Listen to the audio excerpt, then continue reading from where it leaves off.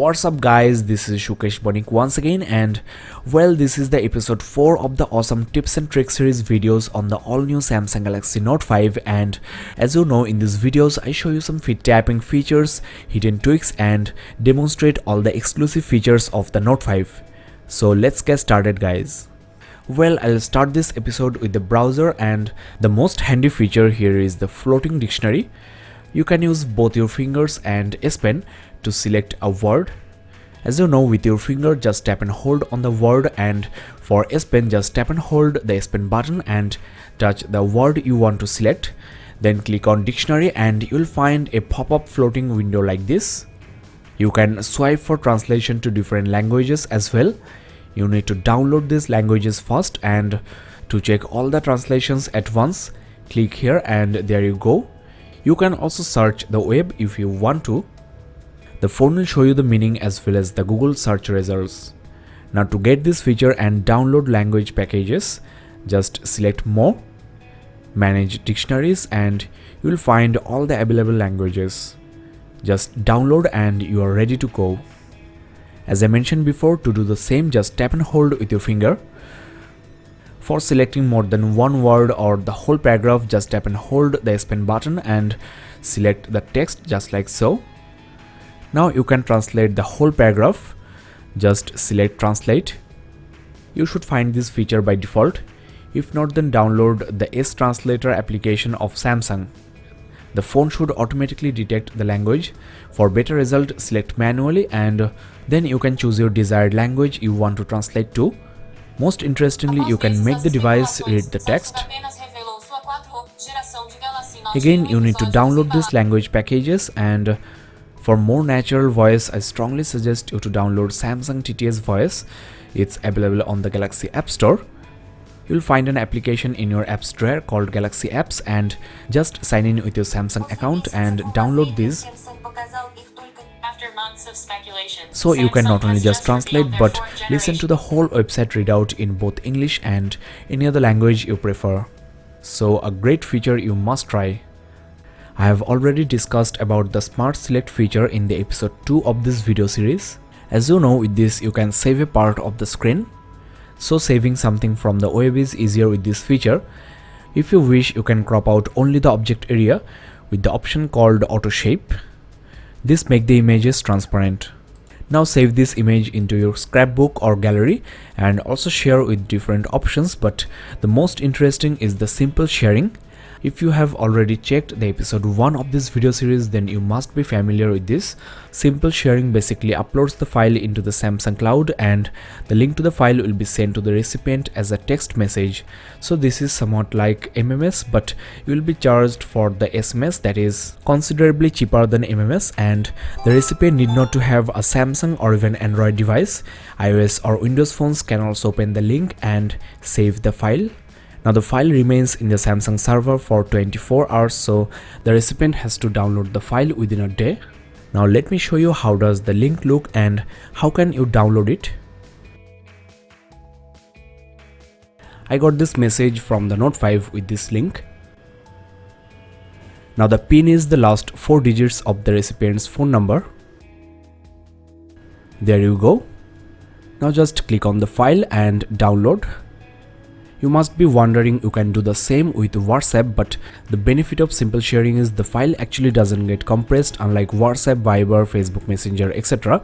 So it's a very unique and useful way of sharing your high quality media. And if you haven't checked the episode 1 of this video series, I just want to let you know, to enable this feature, hit the settings menu of the messaging app and look for the option called Enhanced Messaging.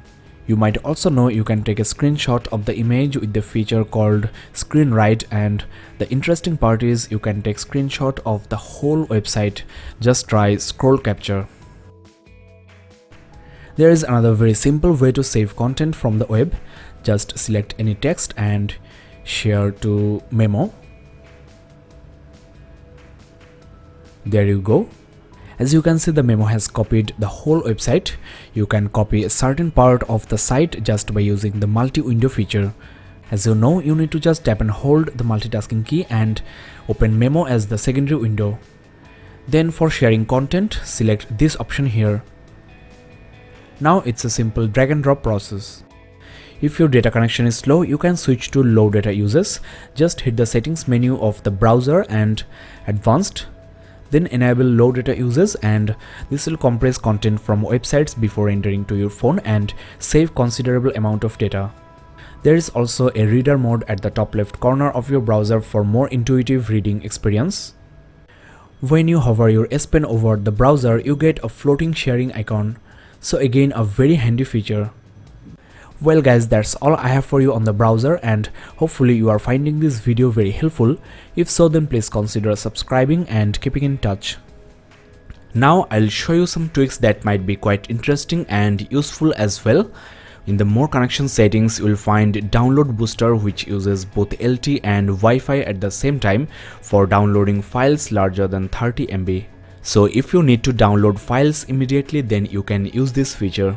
Using mirror link, you can mirror your device's screen on your car's display via a USB cable, and I have downloaded this car mode from the Galaxy App Store, which enables you to voice navigate the phone and also gives you a more intuitive interface. I'll try to give you a demo of this car mode on my later videos. You can restrict background data from here to block applications from using your valuable data when they are not active, unless you are connected to a Wi-Fi network. Now I'm gonna show you a very handy trick to save considerable amount of battery. In the location method, you can use GPS only for estimating your location, but for maximum accuracy you should switch to mobile data, Wi-Fi and GPS at the same time. Guys, you might be quite bothered with the unwanted and unnecessary notifications in the notification center. Just press and hold and block notification for this app. On the other hand, if these notifications are of high priority, if you don't want to miss them, just set as priority. Now the notifications will be at the top of the notification panel on the notification center and also on the lock screen, and also include them in the allowed list when the do not disturb mode is enabled. Well, you can visit this settings page from the general settings as well. Go to sound and notifications and control the notifications for all the apps at once. Well, I just mentioned about the do not disturb mode, which can be enabled from here. Well, calls, messages and alarms can be added as exceptions. The interesting part is calls and messages from your favorite contacts that you have added on the contact list can be allowed, and certain app notifications like your WhatsApp or email notifications can be added to this exceptions list. Just set them as priority. This DND feature can be scheduled as well. In the notification center, you get a button called S Finder, where you can find anything on the phone. For example, let's just input A and you get your applications, your settings menu and contacts, calls and messages, logs, and the interesting part is just swipe or pinch with 2 fingers and you get more info and also a callback option. So call and message right away. In addition to this, you get messages, internet browsing history, gallery, photos, videos, and even your S Note and scrapbook files. Now I've shown you lots of features in these episodes, and if you cannot find any one, just search here. Your search can be specified by type, time and location, and also tags. You must have also noticed Quick Connect, which is a very handy feature.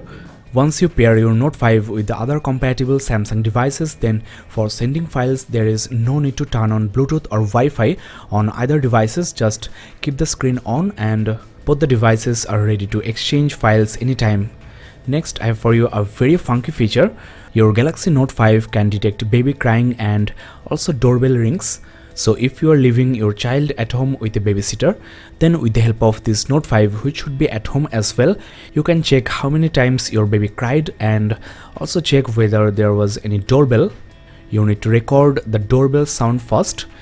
Also, if you have any type of hearing problems, then this might also help. Guys, you might be familiar with the window pin feature.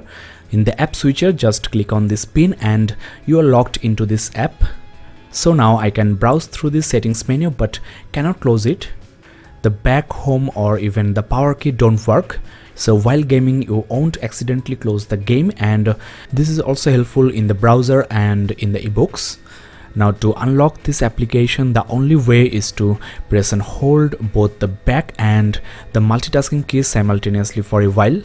So this feature is really very cool, and I want to mention here this is not an exclusive Samsung feature. Any latest Android phone can do this, and you need to actually manually enable this mode. Just hit the lock screen and security settings, other security settings, and pin windows. If you wish, you can also enable the screen lock type to unpin. Next, I'll give you a quick demo of the multi-window feature. As you know, pressing and holding the app switcher splits the screen into two, and you can run two applications at the same time. This is the best way to multitask, especially on this huge screen, and you can even open the same browser on each windows and compare two web pages side by side. The best use of this multi-window feature is to take notes, and you can copy anything from text to images. Just drag and drop. It's as easy as that. It's also easier with the S Pen. No need to select the option I've shown you. Just tap and hold the S Pen button and select the text, then drag and drop. It's more intuitive, and you can copy only the part you want, not the whole paragraph. Now I'm gonna show you another very interesting way to multitask. This option here actually converts any of these windows into a floating icon. There you have the memo app minimized into a floating icon. Clicking this will open the memo into a floating pop-up window. You can resize it and move it anywhere on the screen. By swiping this at the bottom or at the top, you can once again split the screen into two only when there is an application running underneath. Otherwise, that is when you are at the home screen, swiping up and down makes this floating windows full screen. There are different other ways to convert compatible applications into floating pop-up windows. Just swipe from either corners at the top, and there you go. You can open a maximum of 5 floating apps at the same time, and of course move, resize and minimize this into floating icons anytime. So while gaming, you can keep the messaging floating icon and check messages and also write whenever you want. So beyond doubt, the multitasking capability of this new Samsung Galaxy Note 5 is just unmatched. You can also press the home button to minimize all the floating windows into icons. Now there is another very interesting way to open this pop-up windows. Some of the applications in the app switcher have this icon. Just press and hold, and there you go. Quite a simple and extremely handy feature. Well, before I end this video, I also want to quickly mention the themes you have on your Note 5. You can download numerous themes from the Galaxy App Store, and these themes actually change each and everything on your phone, starting from the color, icons, wallpaper and overall look and feel of the interface. This much change is not possible with third-party themes. It's just like the system interface. The icons are changed, and the color of the dial pad and the notification center, the settings menu are consistent with the theme. So do check this and find the perfect theme for you. Let me give you a quick glimpse of the theme store. Most of the themes are free, and you need to just log in with your Samsung account. In addition to this, when you are running out of battery juice, you can switch to a Grayscale mode, and as this is a Super AMOLED screen, Grayscale mode actually saves considerable amount of battery. You will find this mode in the battery saving options. The power saving mode lowers the CPU clock speed to save power, and the ultra power saving mode is the Grayscale theme I am talking about. You now have very few options. I'm telling you guys, in this ultra power saving mode, you can expect at least 4 or 5 times more battery backup. I've tried this, and this is a very useful feature. Guys, this is the end of episode 4. Episode 5 is on the way, so make sure you are subscribed, and if you have found this video very interesting and helpful, please consider liking and sharing this video with your friends. I really put lots of efforts in making these videos, so I am badly in need of your support. You can check the description below for the links of episode 1, 2 and 3. This Galaxy Note 5 is a wonderful phone, and once you get it, you will know. Once again, thank you very much for watching. Keep in touch for the episode 5.